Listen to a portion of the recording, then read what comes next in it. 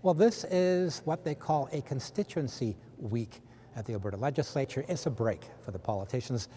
They're taking a week off to go back and talk to their constituents.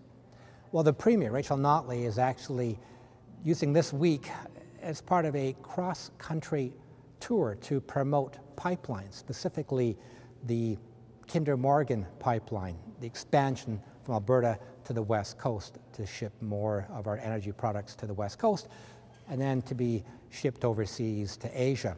Well, the Premier spoke in Toronto and Ottawa this week, and she'll be speaking in Calgary on Friday, and then Vancouver, and then back to Edmonton. Now, she's putting pressure on Ottawa right now when she was in Ontario, telling Ottawa to step up its defense of the Kinder Morgan pipeline. A year ago, the federal government gave approval to the pipeline project, but it hasn't actually got under construction yet. A lot of delays and a lot of obstruction from British Columbia and politicians in British Columbia. So Notley's putting pressure on Ottawa to put pressure on people in BC to get this pipeline under construction.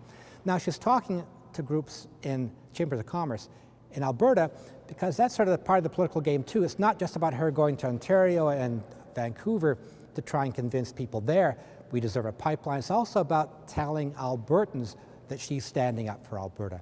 And politicians, when they go overseas or other provinces or down to the US, they're talking to people there, but they're also really talking to Albertans, standing up for Alberta. So we'll see what actually happens here, because it's so important for the NDP government to get at least one pipeline to Tidewater. This is all about the government arguing for its climate leadership plan, including the carbon tax. It says it can get social license, it can get other jurisdictions to approve the pipeline. So this is a key issue for Notley and her government.